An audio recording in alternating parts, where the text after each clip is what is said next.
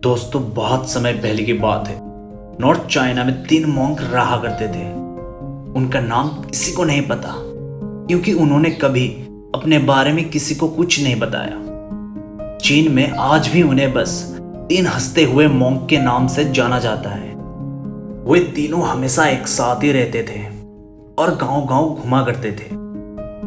वो जिस भी गांव में जाते थे, वहां की बाजार के बीचों बीच खड़े होकर जोर जोर से हंसना शुरू कर देते थे। उनकी हंसी को देखकर लोगों का ध्यान उनकी तरफ खींचा चला आता और धीरे धीरे उनके चारों तरफ एक बड़ी भीड़ इकट्ठा हो जाती। वो इतनी संपूर्णता के साथ हंसते थे कि उनकी हंसी देखकर सारा गांव हंसने लग जाता था। और जब वो पूरा गांव हंसी के समंदर में डूब जाता, तो वे दूसरे गांव चले जाते। वे ना तो कुछ बोलते थे, ना ही कुछ उपदेश देते थे और ना ही कोई शिक्षा। वे जहां भी जाते अपने हंसी से ऐसा माहौल बना देते कि लोग अपने सारे दुख दर्द भूलकर बस हंसने लग जाते। पूरे चाइना में उनके बारे में बात होने लगी। जब भी उनसे उनका नाम पूछा जाता तो वो बस हंसते थे और इसकी वजह से उनका नाम 3 लाफिंग मॉन्क्स पड़ गया। वो मॉन्क इस तरह से हंसते थे जैसे कि उन्होंने सारे संसार की खुशी को या भगवान के मजाक को समझ लिया हो, और उन्होंने सिर्फ अपनी हंसी से पूरे चाइना में इतना आनंद फैलाया जितना आज से पहले कोई नहीं फैला पाया। पूरे चाइना में घूम घूम कर लोगों को हंसाते हुए समय के साथ वे तीनों बूढ़े हो गए।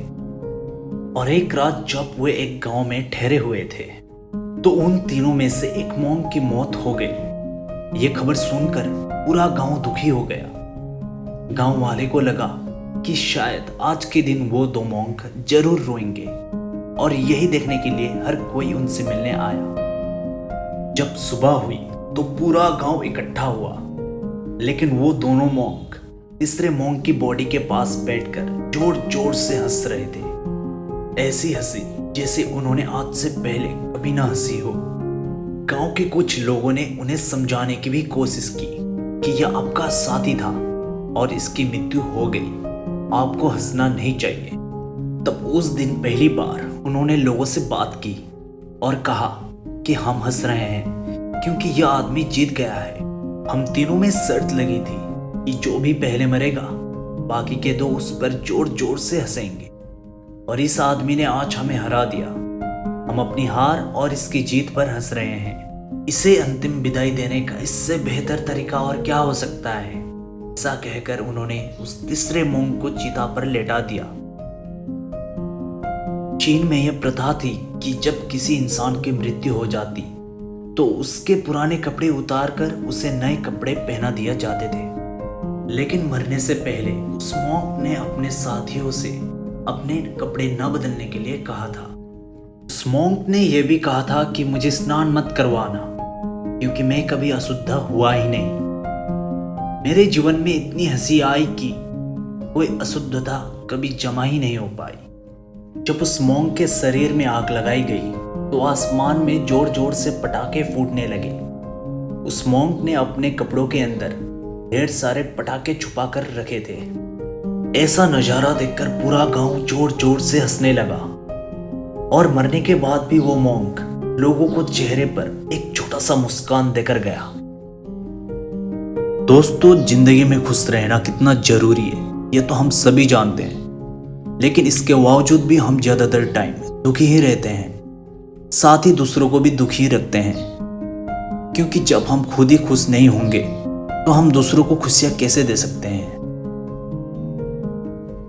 दोस्तों, ये कहानी हमें सिखाती है कि जिंदगी में दुख तकलीफें तो हमेशा रहती है, लेकिन जो चीज हमेशा साथ रहती है वो है हमारी खुशियां। या फिर हंसने के लिए किसी वजह की तलाश नहीं करनी चाहिए। छोटी छोटी चीजों में खुद को और दूसरों को खुशी देने की मन में इच्छा होनी चाहिए।